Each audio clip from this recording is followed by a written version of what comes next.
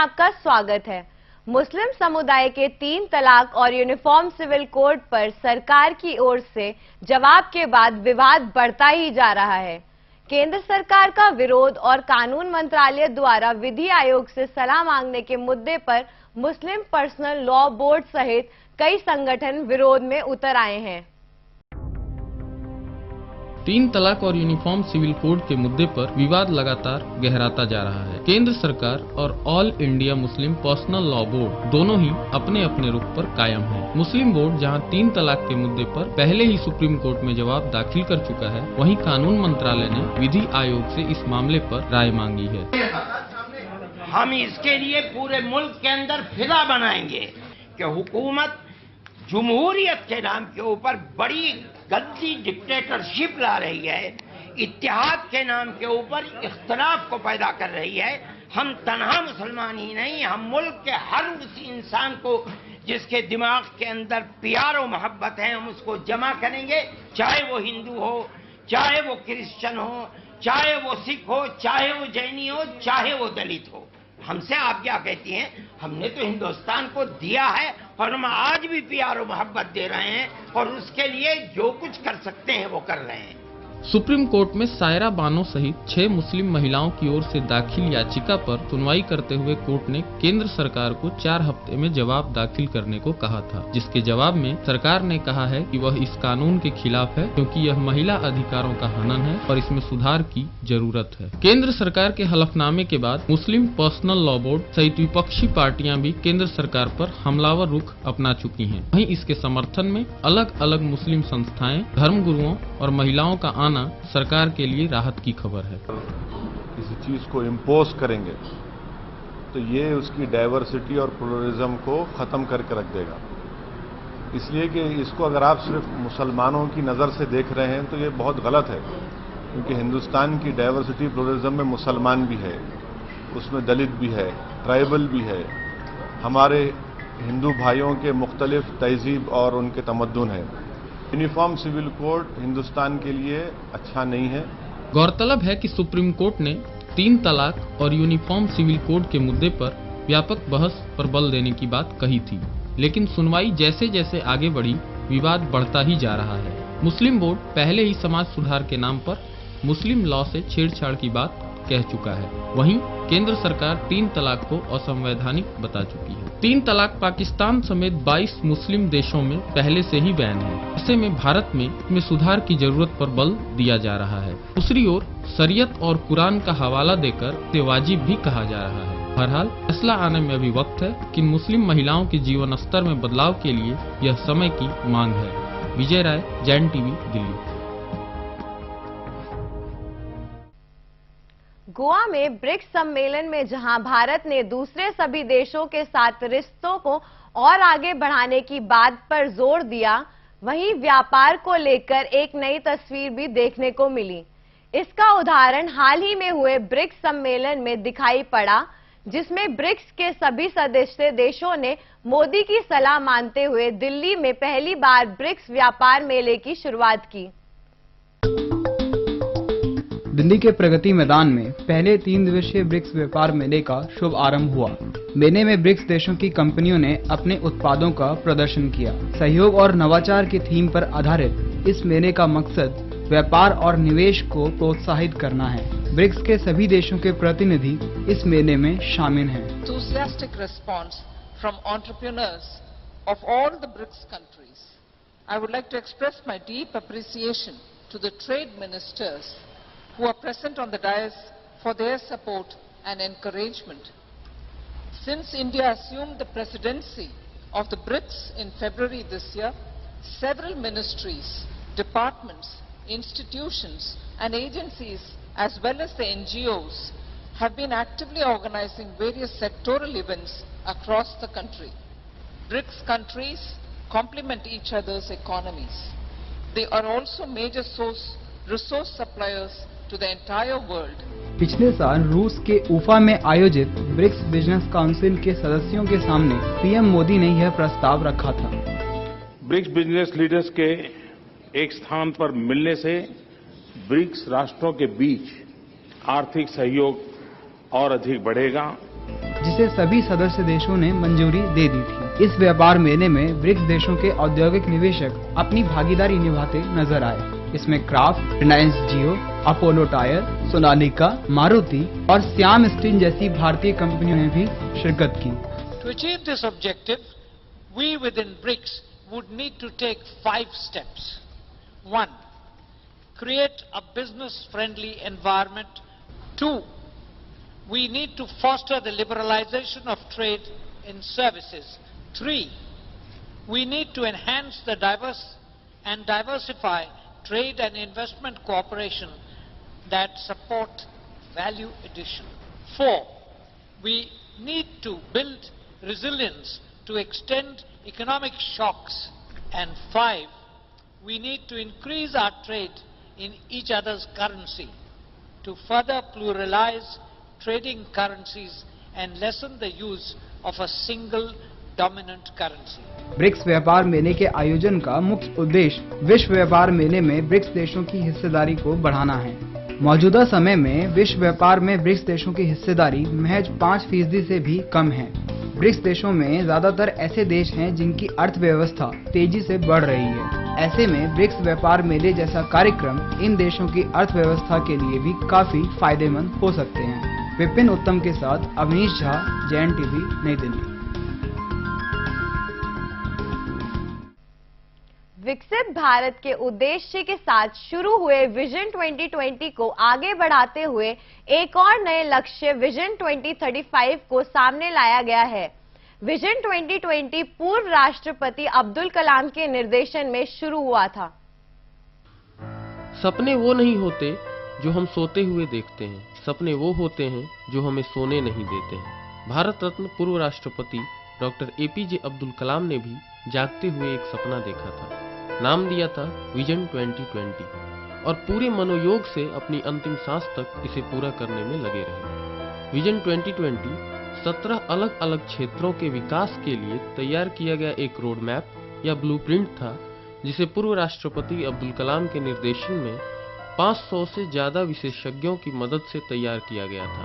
इसमें technology, information, forecasting और assessment council टाइफैक की एक महत्वपूर्ण भूमिका रही थी। विजन 2020 को अब आगे बढ़ाते हुए एक नए विजन की नींव रखी गई है और नाम दिया गया है विजन 2035। कलाम टाइफैक के गवर्निंग काउंसिल के चेयरमैन थे 1993 से लेकर 2001 तक, 1993 से 2001 तक। तो एक सोचा गया कि एक देश को दिशा देने के लिए और उसमें टेक्नोलॉजी का क्या रोल होगा, एक टेक्नोलॉजी विजन 2020 प्रिपेयर किया गया। तो ये काम लगभग 1995-96 के आसपास हुआ और 96 में फाइनली रिलीज हुआ। उसमें 17 अलग अलग डॉक्यूमेंट बनाए गए थे। विजन 2020 1996 में देश के सुनहरे भविष्य के लिए देखा गया वह सपना था जो आने वाले 4 सालों में पूरा होना था। इसमें 5 मुख्य क्षेत्रों को विकसित करने का लक्ष्य था, जिनमें कृषि, आधारभूत संरचना, शिक्षा, स्वास्थ्य और तकनीक शामिल थे। हालांकि इन क्षेत्रों में से कुछ ऐसे भी हैं जिनमें हमने अपना लक्ष्य प्राप्त कर लिया है, लेकिन बाकी में आज भी हम पिछड़े हुए हैं। साथ ही साथ 4 सालों में इस लक्ष्य को पाना असंभव तो नहीं, लेकिन मुश्किल जरूर है। इन्हीं वजहों को ध्यान में रखकर टाइफैक ने काफी शोध करने के बाद सरकार को अपनी रिपोर्ट सौंपी और नाम दिया टेक्नोलॉजी विजन 2035। टेक्नोलॉजी काफ़ी तेज़ी से बदलती रहती है और इसकी तीव्रता और बढ़ गई है। अब जो परिवर्तन आ रहा है वो शायद 100 साल में परिवर्तन है, जो कि 5 साल में बदल जाता है। तो ये सोचा गया कि क्या हमको एक नए विजन डॉक्यूमेंट की ज़रूरत है, उसमें क्या क्या नई टेक्नोलॉजी है उसको बारे में सोचने की ज़रूरत है। तो 2011 के आसपास टाइफैक ने ये सोचा कि एक नया डॉक्यूमेंट टेक्नोलॉजी विजन 2035 बनाई जाए। टेक्नोलॉजी विजन 2035 में अलग अलग क्षेत्रों की पूरी विस्तृत जानकारी, शोध और कैसे इनमें आगे बढ़ें यह बताने की कोशिश की गई है। इस विजन डॉक्यूमेंट को प्रधानमंत्री नरेंद्र मोदी ने इसी साल 3 जनवरी को आयोजित एक कार्यक्रम में लॉन्च किया था। विजन 2035 के हिसाब से स्वास्थ्य और जल यातायात के ऊपर सबसे ज्यादा ध्यान देने की जरूरत है। इसके अलावा कृषि, इलेक्ट्रॉनिक, कम्युनिकेशन और मटेरियल प्रोसेसिंग भी काफी पिछड़े हुए हैं। साथ ही इस डॉक्यूमेंट में उन विभागों की भी चर्चा की गई है जिसमें हम या तो अपने लक्ष्य को प्राप्त कर चुके हैं या काफी करीब हैं। ऐसे फील्ड्स में नागरिक उड्डयन, सेवा, केमिकल, रोड, यातायात, संचार, परमाणु तकनीक, मिसाइल तकनीक इत्यादि शामिल हैं। आसान शब्दों में विजन 2020 भारत को विकसित करने का ब्लूप्रिंट था और विजन 2035 भारतीयों को टेक्नोलॉजी की मदद से विकसित बनाने के लिए है। डॉक्टर एपीजे अब्दुल कलाम के सपने का विकसित भारत बनाने के लिए विजन 2035 को लॉन्च कर दिया गया है। टाइफिक केंद्रित सरकार जुटी हुई है इसे पूरा करने के लिए, लेकिन 4 साल शेष रहते 2035 को लॉन्च करना और भविष्य में हम इसे किस स्तर पर देख पाएंगे ये तो आने वाला वक्त ही बताएगा। कैमरामैन लोकेश, रिया और विजय के साथ साया कर्माकर, जैन टीवी, नई दिल्ली। 8वीं कक्षा के छात्रों को फेल नहीं करने की पॉलिसी पर सरकार फिर से विचार कर रही है। गौरतलब है कि ये पॉलिसी 2010 से देश भर में लागू है। केंद्र सरकार छात्रों को फेल नहीं करने की पॉलिसी अगले साल से खत्म कर सकती है। इस पर राज्यों की मंजूरी लेकर संसद में विधेयक लाया जाएगा। गौरतलब है कि शिक्षा के अधिकार कानून के तहत पहली से 8वीं कक्षा के छात्रों को फेल नहीं किया जा सकता है। ये पॉलिसी 2010 से देश भर में लागू है। एक रिपोर्ट के मुताबिक इसकी वजह से बच्चों में पढ़ने लिखने की रुचि कम हो रही है। केंद्र सरकार ने राज्यों से इस पर सुझाव मांगे थे। करीब 18 राज्यों ने इसे खत्म करने का समर्थन किया था। बाकी राज्यों की तरफ से कोई प्रतिक्रिया नहीं मिली थी। मानव संसाधन विकास मंत्रालय के अनुसार राज्यों में चर्चा के बाद अंतिम निर्णय लिया जाएगा। 25 अक्टूबर को केंद्रीय शिक्षा सलाहकार बोर्ड की बैठक में राज्यों के साथ इस मुद्दे पर चर्चा होगी। यदि राज्य सरकारें राजी होती हैं, तो शीतकालीन सत्र में संशोधन विधेयक लाकर सरकार इस दिशा में आगे बढ़ेगी। इस मामले में और देरी करना सरकार सही नहीं मान रही है। केंद्र सरकार इस विकल्प पर भी विचार कर रही थी कि एक सरकारी आदेश के जरिए इस नीति में बदलाव किया जाए, लेकिन कानून मंत्रालय ने इस पर असहमति जताई है, क्योंकि ऐसे आदेश को कोर्ट में चुनौती दी जा सकती है। इसलिए नीति में बदलाव के लिए सरकार को संसद में ही जाना पड़ेगा। इस मुद्दे पर मंत्रालय के पास कई विकल्प थे। एक प्रस्ताव ये था कि सिर्फ 5वीं और 8वीं में ही फेल करने का प्रावधान हो, लेकिन मंत्रालय इससे सहमत नहीं है। उसका मानना है कि सिर्फ 2 कक्षाओं में पास फेल का औचित्य नहीं है। दिल्ली के मुख्यमंत्री अरविंद केजरीवाल ने भी इस नीति को खत्म करने की अपील की थी। उन्होंने कहा था कि इससे देश का विनाश हो रहा है। इस नीति के लागू होने के बाद रिसर्च ये भी सामने आई थी, 9वीं और 10वीं कक्षाओं में फेल होने का प्रतिशत लगातार बढ़ता ही जा रहा है। शीतल पुनिया के साथ सिमरन, जैन टीवी, दिल्ली।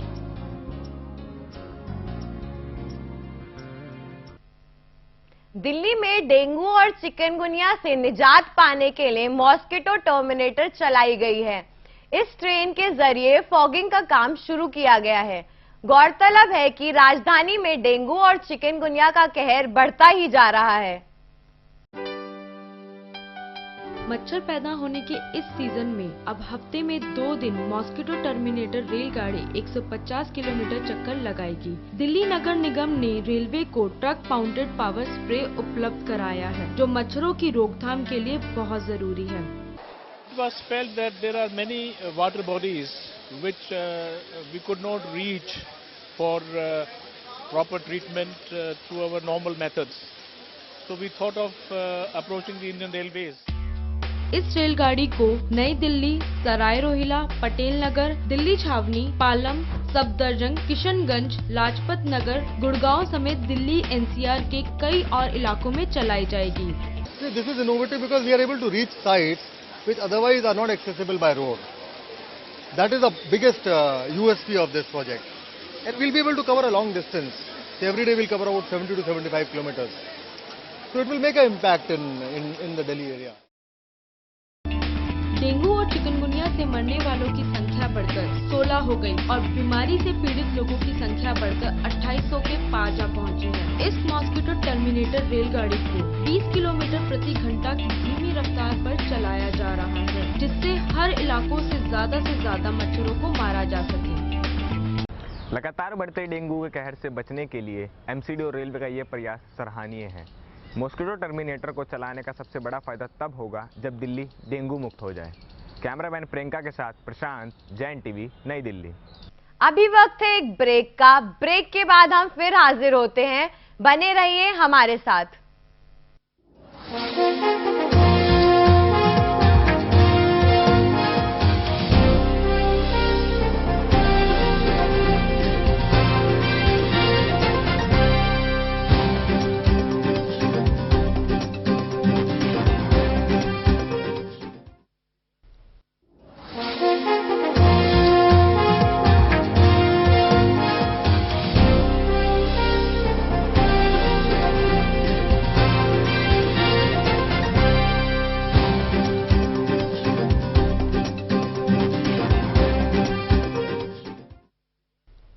महिलाओं के उत्साह को बढ़ाने के लिए दिल्ली में जैविक उत्पादों का भारतीय महिला उत्सव मनाया गया। इस उत्सव का उद्घाटन मेनका गांधी ने किया। इस फेस्ट में महिलाओं ने इको फ्रेंडली हैंडमेड क्राफ्ट बनाए, जिसकी सबने तारीफ की।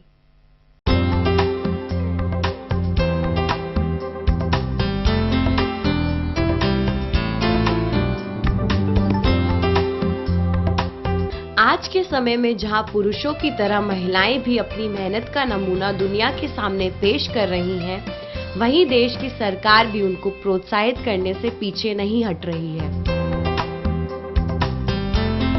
आईएनए स्थित दिल्ली हाट में जैविक उत्पादों का भारतीय महिला उत्सव मनाया गया।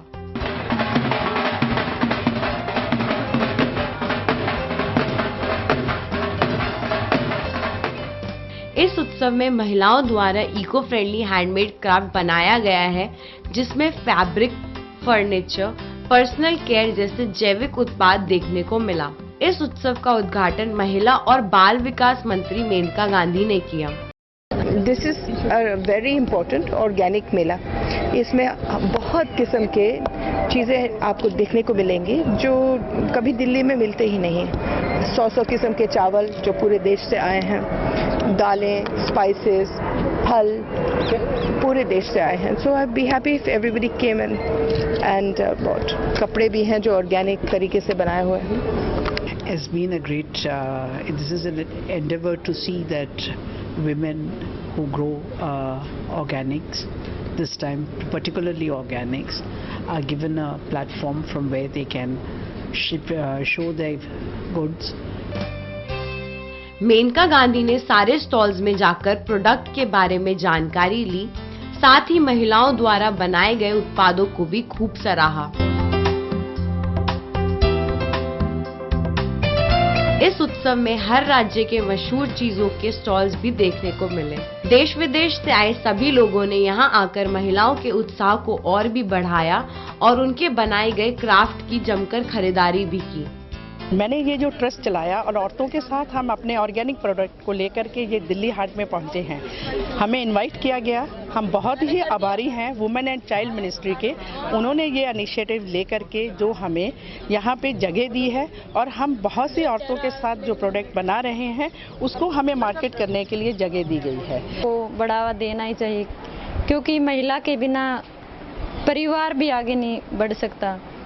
ये कार्यक्रम महिला उद्यमियों के लाभ के साथ साथ जैविक खाद्य उत्पादों को सक्रिय रूप से प्रोत्साहित करेगा। इस कार्यक्रम का उद्देश्य पर्यावरण को साफ रखना है, ताकि लोग पर्यावरण को सुरक्षित रखने में मदद करें।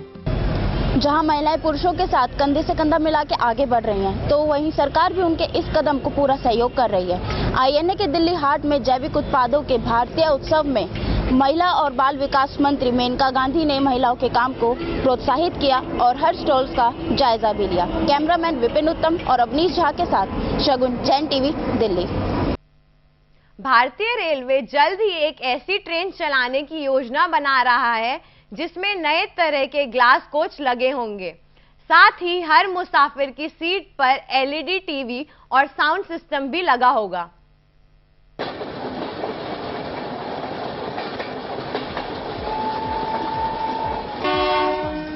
रेलवे में सफर करते हुए यात्री अब स्विट्जरलैंड और यूरोप की ट्रेनों का आनंद ले सकेंगे। भारतीय रेलवे अब एक नई तरह की ट्रेन चलाने की तैयारी में, जिसकी छत कांच की होगी। इसके अलावा इन ट्रेनों में मनोरंजन के दूसरे साधन भी होंगे।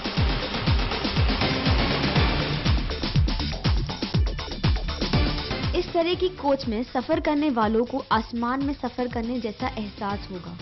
IRCTC के अनुसार इस तरह की कोच बनाने के ऑर्डर को भी जारी कर दिया गया है और उनका मुख्य लक्ष्य यात्रियों को बढ़ावा देना है। ग्लास कोच के अलावा इन ट्रेन में हवाई जहाज की तरह खाना भी उपलब्ध कराया जाएगा। इस ट्रेन में प्रत्येक सीट पर LED टीवी और साउंड सिस्टम लगाने पर भी विचार किया जा रहा है। भारतीय रेलवे की योजना के अनुसार इन ट्रेनों में पेंट्री कार भी बनाई जाएगी ताकि हाई क्वालिटी वाला भोजन मुसाफिरों को मिल सके। हालांकि कहा जा रहा है कि इन ट्रेनों की बोगियों की सवारी क्षमता कम होगी। एक बार में इस ट्रेन में अधिकतम 30 से 32 यात्री ही सफर कर सकेंगे। साथ ही जैसा अंदाजा लगाया जा रहा है कि इस ट्रेन में सफर करना थोड़ा महंगा पड़ सकता है। इस ट्रेन का संचालन भारतीय रेलवे दिसंबर तक शुरू कर सकती है। पहले इस ट्रेन को कश्मीर घाटी में चलाने की योजना है। यदि ये प्रयोग सफल रहा तो आने वाले समय में दूसरी जगहों पर भी इसे चलाया जा सकता है। दीक्षा, जैन टीवी, दिल्ली।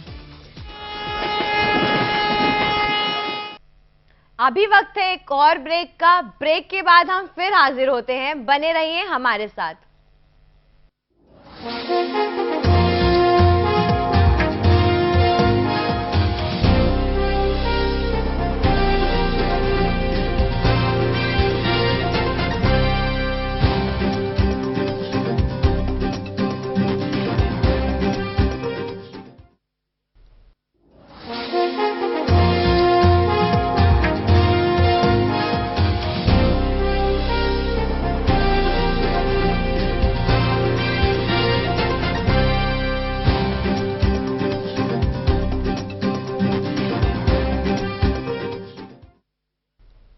ब्रेक के बाद आपका स्वागत है।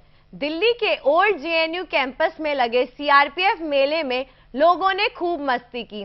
CRPF के जवानों और उनके परिवार वालों के लिए ये एक खास मौका था। मेले में आम जनता ने भी खूब शिरकत की।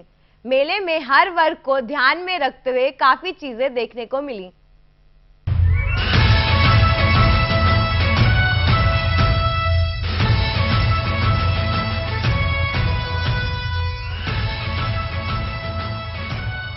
CRPF मेले में लगे इन स्टॉल पर सभी राज्यों की झांकियां देखने को मिली। हर स्टॉल में उसी स्टेट की खास थीम देखने को मिली। मणिपुर और कश्मीर के स्टॉल पर शॉल और स्टॉल थे। राजस्थान के स्टॉल में हैंडीक्राफ्ट, रजाई जैसी चीजें थी। इस मेले में वेलफेयर एग्जीबिशंस भी था। CRPF मेला कई सालों से चला आ रहा है, पर इस बार उसमें एक स्टॉल नया था, शहीद स्मारक। शहीद स्मारक में गैलेंट्री अवार्ड, मार्टियर लिस्ट के बैनर और राइफल भी रखी हुई थी।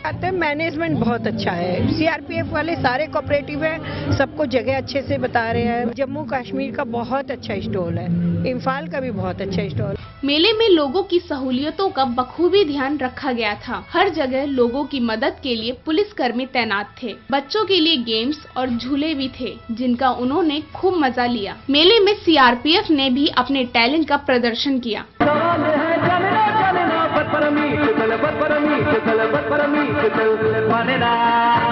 अलग अलग राज्यों का जायका भी यहाँ मौजूद था। लोगों के मनोरंजन के लिए आर्मी के बैंड का भी इंतजाम किया गया था।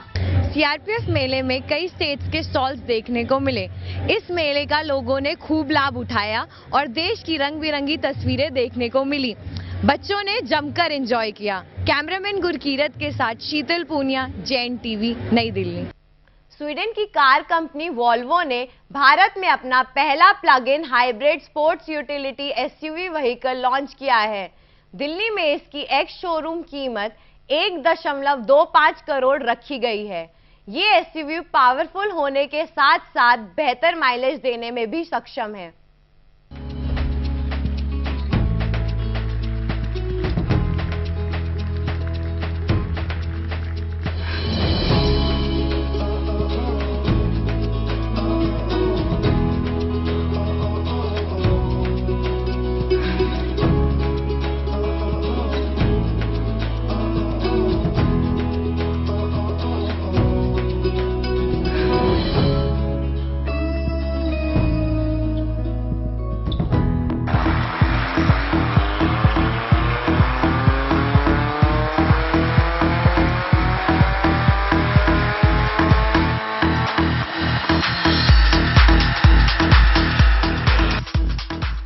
भारत में लगातार हाइब्रिड कारों की मांग बढ़ रही है और ऐसे में अब हर कार कंपनी इस सेक्शन पर हाथ आजमाना चाहती है।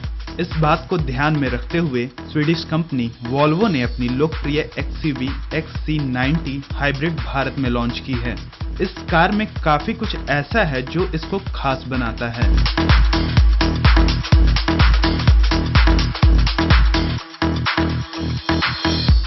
डिजाइन की बात करें तो कार का लुक स्पोर्टी होने के साथ साथ एक क्लास फीलिंग भी देता है।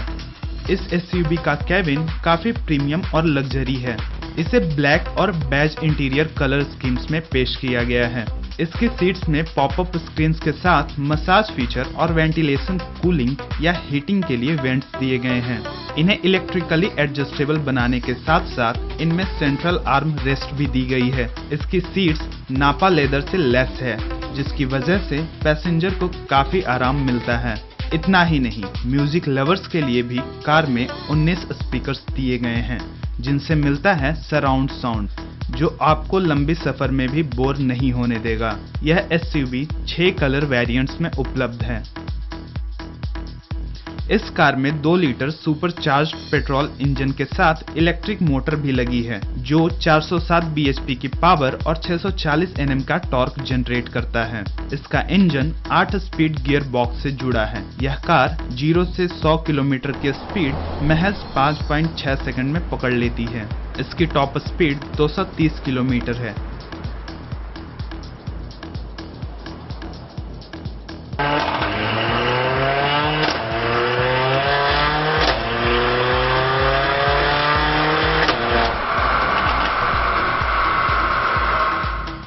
वॉल्वो के मुताबिक नई XC90 T8 एक्सीलेंस अपने सेगमेंट की सबसे सुरक्षित एक्सयूवी है। इसमें cruise control, lane departure warning, full auto braking, blind spot detection जैसे शानदार फीचर्स शामिल किए गए हैं। इसमें 4 व्हील एयर सस्पेंशन भी है, जो खराब रास्तों पर सफर को आराम बना देता है। अभिषेक, जैन टीवी, दिल्ली।